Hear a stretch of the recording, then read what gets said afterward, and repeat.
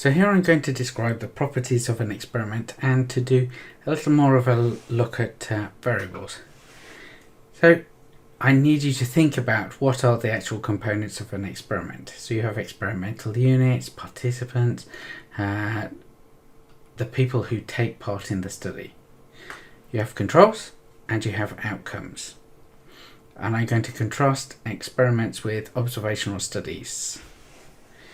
And we've already actually covered enough about qualitative and quantitative variables.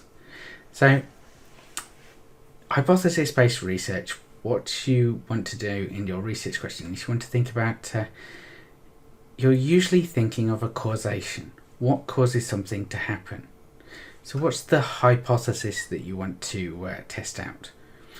So you have to think about what change do I expect to see when I apply this treatment? And what am I going to do in terms of measuring it? Now often we can't measure exactly what we want to measure. So for example, I want to know my drug keeps people alive for longer, but I can't often do that, so I usually use some kind of surrogate.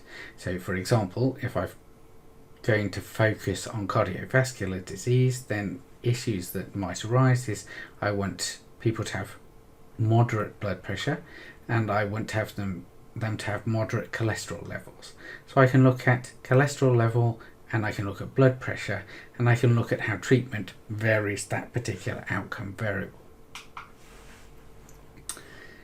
So experiments can demonstrate causation.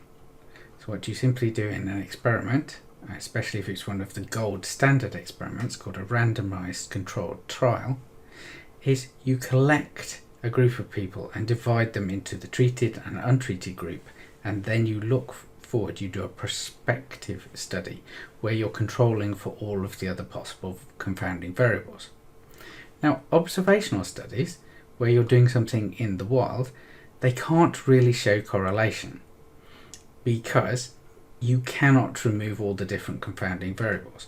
You have to trust to random assignment to all the different possible combinations of confounding variables happens naturally. It's very difficult to do so.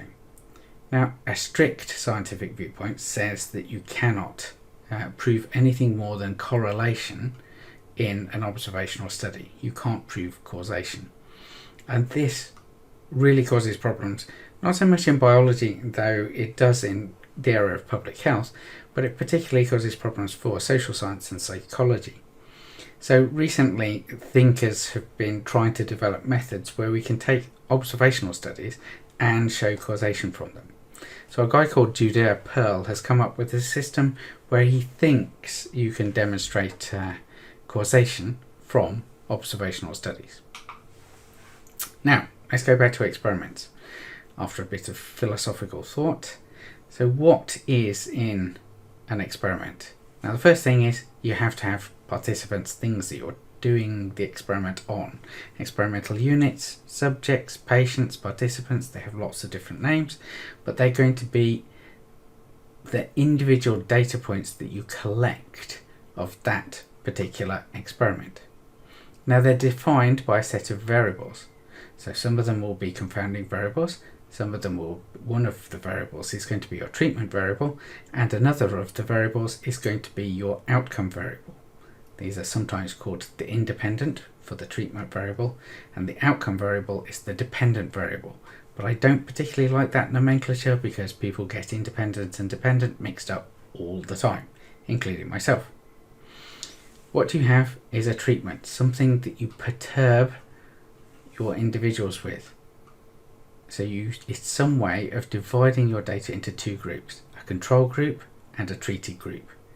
And then you have an outcome measure which tells you if there's any kind of difference between these two groups. Now, in an experiment, I can specify the treatment, I can specify the subjects, I can fix down all their confounding variables, and I know which are the control group and what are the treatment group. And it's happening in the future, so I've got complete control over absolutely everything. Now, observational studies can be prospective. So I see something that happens now and I can study what happens in the future. So I can look at people who are just beginning to smoke now, and then I can follow them through for their entire life history and see what happens to them. But most often we do retrospective, because prospective like that is very time consuming and incredibly expensive.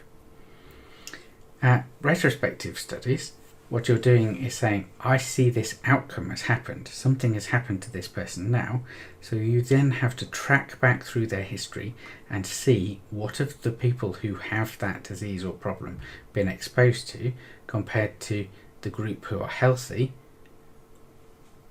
Have they been exposed to the same things and had the same experiences? Now you have longitudinal study, where you follow a group over a long period of time with no specific hypothesis. So this is the Child in Our Time studies, where they're following from birth to death a group of participants just to get a baseline feeling of how health develops over life. There's two other things I want to introduce here. So it's cohort studies and case control studies. So probably the easiest one to look at is the one that's second on this slide, which is case control studies. So a case control study, you find a group of people who have the particular disease or problem that you wish to study. You then find a matched group of people who don't have any problem, who act as your control. Then you look in the histories to compare what's happening in the control group compared to the case group. That's why it's called a case control study. You find out who is exposed by looking back in time. Now there are issues with this. One thing that it doesn't ever tell you is how common that disease or problem is in the general population.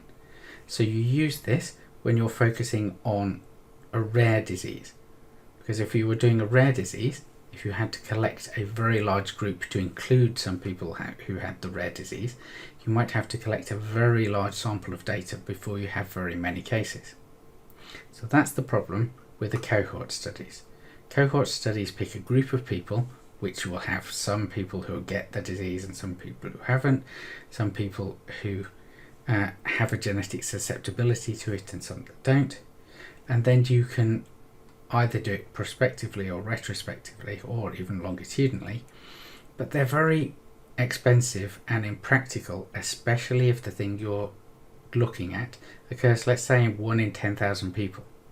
That means you have to pick a cohort of at least 10,000 people to stand any chance of getting one person in that group. And if you want to have a reasonable proportion, you want maybe 10 or 100 affected people, then you've got to collect 10 or 100,000 people, of which only 10 or 100 are going to be cases, and all the rest are going to be controls. You end up with a very skewed size of your study. So cohort studies can be very difficult, except if you've got something that's of high frequency. So something, for example, like cancer might be fine to do in a cohort study, or cardiovascular disease, because these are the biggest killers that affect most of us during our life.